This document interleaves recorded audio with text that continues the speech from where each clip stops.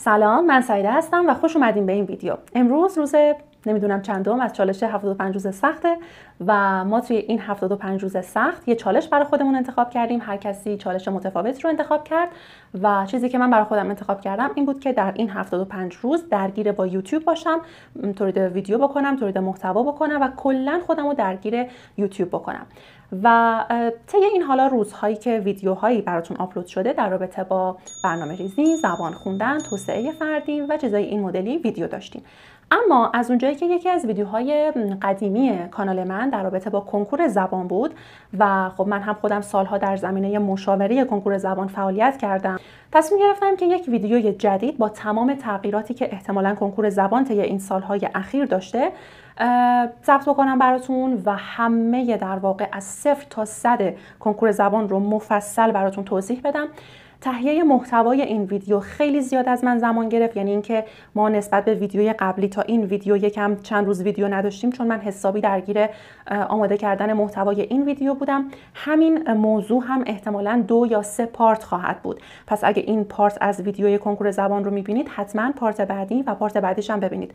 حقیقتا تا الان نمیدونم قراره چند پارت بشه، 2 پارتش رو مطمئنم. بریم سراغ ویدیو.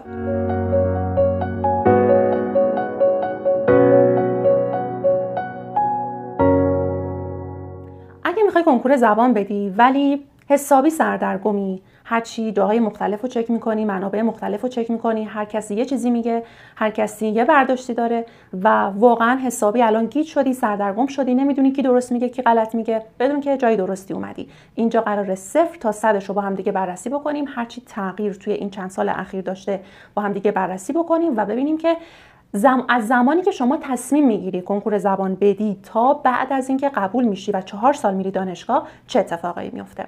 خب بریم که شروع بکنیم. همونطور که بهتون گفتم من چندین صفحه نوت برداشتم از دفترچه ثبت نام کنکور و اینم بهتون بگم که اطلاعاتی که من الان دارم بهتون میدم بر اساس کنکور 1404 هستش که تموم شد و از اونجایی که دفترچه 1405 هنوز نیومده، طبیعتاً تا چند ماه دیگه میاد و خب فرض رو فعلا بر این میذاریم که آنچه که در کنکور 1404 بوده برای 1405 هم خواهد بود و اگر تغییری بکنه من حتما ویدیوی دیگه ای رو ضبط خواهم کرد و اون تغییرات رو برای شما حتما توضیح میدم. خب بریم این که اصلا ببینیم که چی میشه که یک نفر تصمیم میگیره که کنکور زبان بده و چه کسانی میتونن کنکور زبان بدن. ببینید ممکنه شما در طی سال تحصیلیتون، حالا ممکنه رشته‌تون انسانی باشه، تجربی باشه، ریاضی باشه یا اصلا نظری نباشه رشته‌تون، یعنی کاردانش باشید یا فنی حرفه‌ای باشید یا هر رشته‌ای که دارید تا دیپلم طی می‌کنید، ممکنه به این نتیجه برسید که دلتون نمیخواد که اون رشته رو توی دانشگاه ادامه بدین و دوست دارین که رشته‌ای مثل زبان رو بخونین. اینجا یه کنکوری وجود داره به نام کنکور زبان که همه شماهایی که چه رشته‌های نظری، وقتی میگم نظری یعنی انسانی، ریاضی و تجربی، و رشته‌های غیر نظری یعنی رشته‌های کاردانش و فنی حرفه‌ای، تمام شماها میتونید کنکور زبان رو بدین. حالا یک شرط به شرطها و شروطها داره که در ادامه بهتون میگم، اما بدونید که همه شماها قادر هستین که کنکور زبان رو بدین و در دانشگاه رشته زبان رو. سوال بعدی که پیش میاد اینه که ما در دانشگاه چه زبانهایی میتونیم بخونیم. من لیستش رو اینجا براتون میذارم، این طبق آخرین اطلاعاتی هست که در دست داریم، اما زبانهایی مثل ژاپنی، کره‌ای، چینی، ایتالیایی، اسپانیایی، روسی، انگلیسی، فرانسوی، آلمانی و ارمنی حتی و خب خیلی زبانهای این مدلی رو شما میتونید توی دانشگاه بخونید و این حالا برای کسایی که میپرسیدن که آیا ما فقط انگلیسی رو میتونیم بریم بخونیم، نه، همه اینا رو میتونید بخونید. اما سوال خیلی مهم، خیلی مهم، بر اساس آخرین تغییرات، یعنی من دارم راجع به کنکور 1404 صحبت میکنم، ممکنه برای 1405 یه ذره تغییر بکنه. خب تا اینجای کار، تا اینجا که اطلاعاتی در دست داریم، اطلاعات به ما میگن که شما برای اینکه بخواید هر کدوم از این رشته‌هایی که نام بردم رو، هر کدوم از این زبان‌هایی که نام بردم رو بخونید، باید خب کنکور زبان بدید. شما نمیتونید با کنکور تجربی برید مثلا زبان بخونید، با کنکور ریاضی برید زبان بخونید. حالا این کنکور منحصراً زبان رو که میخواید بدین، 5 تا زبان رو میتونید کنکور بدین. میتونید انتخاب بکنید که دفترچه شما به زبان انگلیسی باشه یا فرانسوی یا آلمانی یا روسی و یا ایتالیایی. هر زبانی که مسلط‌تر هستین یکی از اونها رو انتخاب میکنین. و اینکه شما هر زبانی رو که کنکور بدین، پس از کنکور موقع انتخاب رشته هر زبانی رو که بخواین میتونین انتخاب رشته بکنین. مثلا من اگه کنکور زبان فرانسوی میدم ولی توی دفترچه انتخاب رشته میتونم انگلیسی بزنم، آلمانی بزنم، ژاپنی بزنم، روسی بزنم، هر زبانی که دوست دارم میتونم انتخاب بکنم.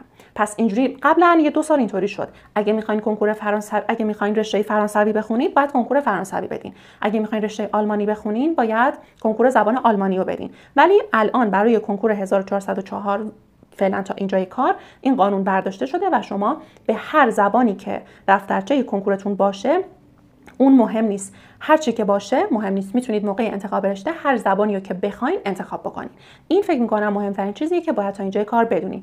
یعنی چی؟ چرا مهمه؟ یعنی شما باید ببینید تو کدوم زبان قابلیت بیشتری میتونید از خودتون نشون بدین. بعضیا فکر میکنن اوکی چون انگلیسی خیلی سخت تره و مثلا فرانسوی سطح سوالاتش آسون تره، پس ما بریم فرانسوی رو یاد بگیریم و کنکور فرانسوی بدیم. در صورتی که من همینجا یه توضیح بدم، شاید لول سوالات زبان انگلیسی مثلا C1 باشه، یعنی واقعا لول بالایی باشه و واقعا در سطح پیشرفته باشه و واقعا سخت باشه، و درسته که کنکور زبان فرانسوی ممکنه لولش مثلا B1 باشه، یعنی سطح متوسط باشه، و همینطور آلمانی. خب اما شما اون انرژی که باید بذارین و فرانسه رو تقریبا از صفر یاد بگیرین و به B1 فرانسه برسین، چه بسا خیلی اون انرژی بیشتر از اینه که شما بخواین خودتون رو به سطح پیشرفته انگلیسی برسونین، یا حتی شاید برابری بکنه با هم. یعنی رسیدن به سطح پیشرفته انگلیسی با رسیدن به یه سطح متوسط از یه زبان غیر انگلیسی واقعا در 1 سال که میخواین بخونید طبیعتا برای کنکور برابری میکنه، مگر اینکه تایمتون بیشتر از 1 سال باشه، مگر اینکه مثلا زبان فرانسه‌تون در حد مبتدی باشه حالا بخواید پیشرفتش بدین. میدونین اینجوری باشه اوکی آره، ولی در نظر بگیرین که نمره شما، رتبه شما، تراز شما با همه سنجیده میشه. اینجوری نیست که اگه کنکور فرانسوی میدین فقط با فرانسوی یا سنجیده بشه. نمره شما، رتبه شما، تراز شما، همه چیز شما با همه کسانی که کنکور زبان دادن سنجیده میشه و شما در کل یک رتبه به دست میارید، یک نمره به دست میارید. پس خلاصه این که باید توجه بکنید که برید سراغ اون زبانی که میدونید میتونید توش بیشترین و بهترین و خلاصه دیگه صد خودتون رو میتونید بذارین و بهترین خودتون میتونید باشین. این تا اینجای کار، تا اینجای 1404 من الان توی شهریور تو مرداد 404 هستین دارم این ویدیو رو میگیرم. به محض اینکه تغییر رخ بده دوباره ویدیوشو براتون میذارم. خب بریم سراغ سوال بعدی، یا در واقع بهتر بگم نکات بعدی، به خاطر اینکه در این حین که شما دارید برای کنکور زبان آماده میشید خب یه سری چیزا رو باید بهشون توجه بکنید و اونم اینه که درسته که دروس عمومی یعنی دینی، عربی، فارسی، زبان عمومی و حالا اینجور چیزا از دفترچه، از در واقع کنکور حذف شدن و شما وقتی میرین سر جلسه فقط یک دفترچه تخصصی جلوی شما میذارن، فقط یک دفترچه تخصصی مناسب با کنکوری که ثبت نام کردین.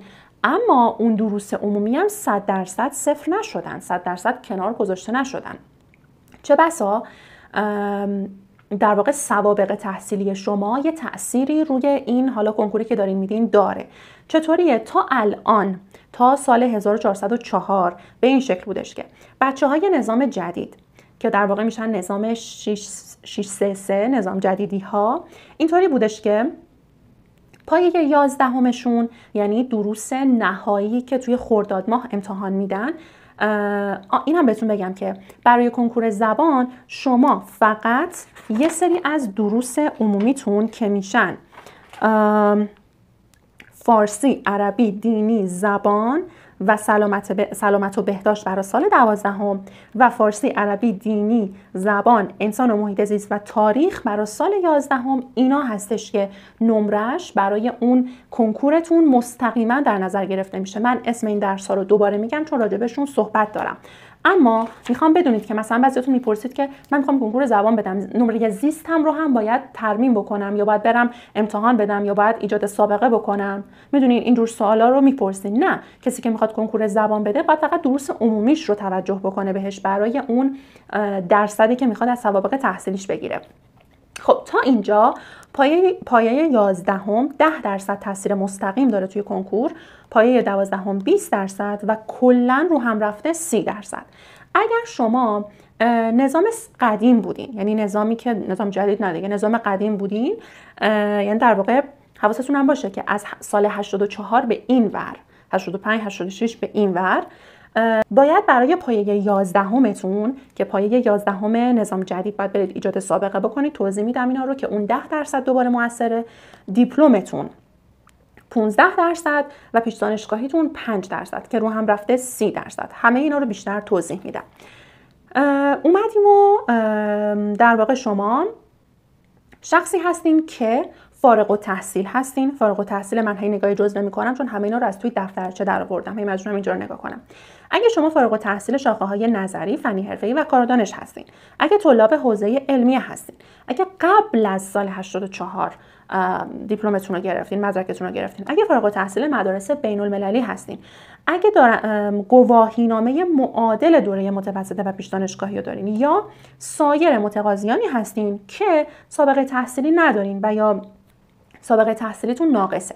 یه چیزی ما الان داریم به نام ایجاد سابقه تحصیلی، یعنی شما برای اون 30% که از دروس عمومی توی کنکور تأثیر مستقیم داره رو باید برین یه جوری بگیرین. حالا اگه دانش آموز هستین، دانش آموزی مثلا الان کسی که میخواد 1405 کنکور بده، اگه دانش آموز سال 12 هستین، دارین امتحاناتون رو میدین که خب امتحاناتون رو دادین و اومدین جلو، دیگه ایجاد سابقه تحصیلی نداره. اگه پشت کنکوری هستین، اگه جزو این دسته هایی هستین که گفتم، باید ایجاد سابقه تحصیلی بکنید. یعنی چی؟ یعنی برید آموزش و پرورش منطقتون و درخواست بدین و بخواید که این امتحان ها رو بدین. حالا میگم کدوم امتحان ها. در خرداد ماه هر سال این ایجاد سابقه تحصیلی و ترمیم و همه اینها تو خرداد ماه انجام میشه و این کار رو انجام میدین. اون نمره که شما تو اون امتحان میگیرین در واقع اون 30% کنکور شماست، 70%ش هم که خود دفترچه اصلیتون هست و تمام. حالا نکته هایی که وجود داره برای هر درس که سابقه تحصیلی وجود نداشته باشه، یعنی شما ممکنه بگید که من نمیخوام اصلا اون برم ایجاد سابقه تحصیلی بکنم، اصلا نمیخوام این امتحانا رو برم بدم، فقط میخوام دفترچه اصلیمو، دفترچه تخصصیمو برم سر جلسه و کنکور بدم. اون 30% شما 0 حساب میشه. یعنی هر درسی که براش سابقه تحصیلی وجود نداشته باشه معادل 0 در نظر گرفته میشه. و یه نکته دیگه هم که وجود داره، مثلا شما فرض کنید که فارغ التحصیل هستین و تازه 1 سال فارغ التحصیل شدین، پشت کنکوری هستین و نمره 11متون مثلا تو درس دینی شده 17 و خب 1 سال هم ازش، در واقع 2 سال هم ازش گذشته دیگه و الان در واقع شما پشت کنکوری هستین، 2 سال پیش 11 بودین و دینتون شده 17 اون موقع با 17 که الان برین ترمیم بکنین، ممکنه این 2 تا 17 با هم فرق داشته باشن. هر سال تراز نمره شما متفاوته. چرا؟ چون مثلا 1 سال امتحانا رو خیلی سخت میدن، پس 17 نمره خیلی خوبی حساب میشه، پس تراز شما میاد بالاتر. 1 سال امتحانا رو مثلا آسان‌تر میدن، پس 17 نمره معمولی حساب میشه، پس تراز شما نمرش میره پایین‌تر. خلاصه که این نمره شما، فکر نکنید این 17 پس 17، هر سال ممکنه ترازش و نمرش تغییر بکنه اگه هی پشت کنکور دارید میمونید، مگر اینکه هر سال برین ترمیم بکنین که البته در رابطه با ترمیم شما فقط 1 بار میتونین ترمیم رو انجام بدین.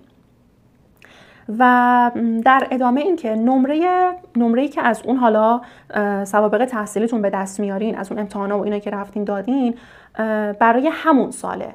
منظور از نمره حالا بحث تراز و اون چیزی هست که اون نمره شما به آموزش و پرورش میده و برای سال بعد ممکنه متفاوت بشه. علتش هم همونی هست که چند ثانیه پیش توضیح دادم.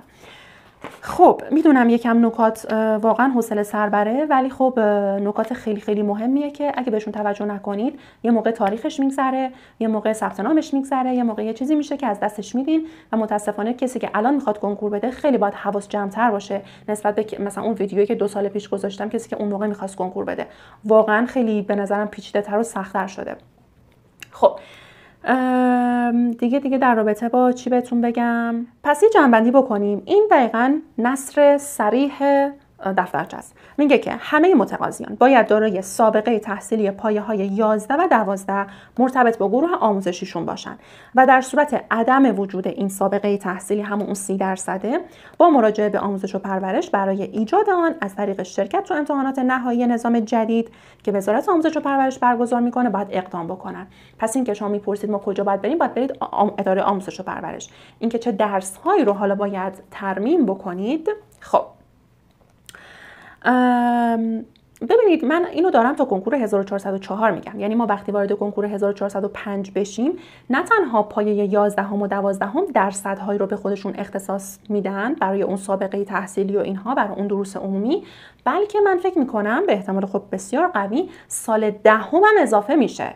یعنی ما هر سال که جلو میریم هی یه سال از قبل‌تر هم اضافه میشه، البته دیگه حالا نهم اضافه نمیشه هیچ وقت، ولی هی سال به سال که داشتیم میرفتیم جلو، اول 12 نهایی شد و نمره‌هاش تاثیر مستقیم داشت، بعد امسال دیدیم که 11 اضافه شد و برای سال 1405 به احتمال بسیار زیاد درسای دهم هم اضافه میشه و خب یه درصدی هم اون دروس دهم خواهند داشت. یعنی حتی ممکنه مثلا درصدشون 60-40 بشه، یعنی 60% دفترچه و 40% دروس عمومی. دارم میگم ممکنه، اینا همش پیش بینیه، هنوز چیزی اعلام نشده. خب عزیزانی که میخوان الان برن برای دروس پایه 11 درخواست بدن که ما ایجاد سابقه بکنیم، میرین اداره آموزش و پرورش برای دروس 11 میگید که خب من نظام جدید نبودم، من چه میدونم چندین سال پیش دیپلممو گرفتم، من اصلا به هر دلیلی شما نمره 11 ندارید یا میخواید ترمیم بکنید یا هر چیزی،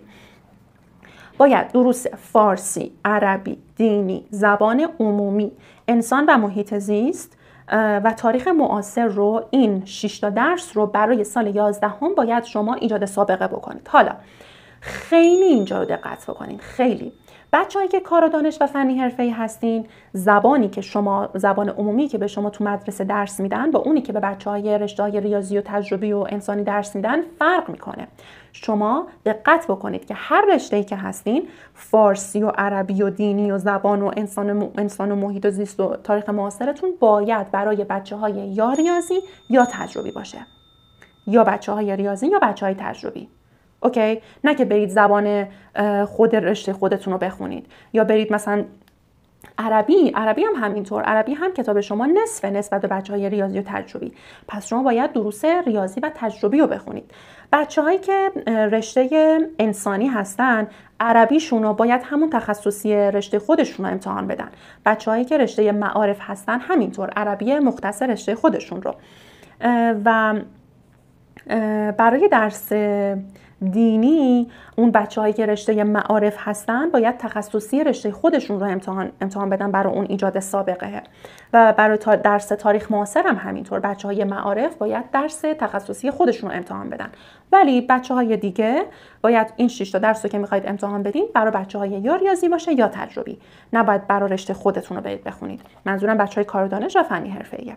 حالا می‌خواید برای پایه 12 ایجاد سابقه بکنین. دروس فارسی، عربی، دینی، زبان و سلامت و بهداشت. این 5 تا درس بچه‌های انسانی و معارف، درس عربیتون باید همون تخصصی رشته خودتون باشه. بچه‌های علوم معارف در واقع، دینیتون باید مختص رشته خودتون باشه و همین. پس این شد برای کسایی که میخوان سوابق تحصیلی ایجاد بکنن، ترمیم بکنن یا هر چیز دیگه ای که شما باید این دروس رو برید امتحان بدین برای کنکور زبان. زیست و فیزیک و ریاضی و شیمی و اینها نمیخوایم.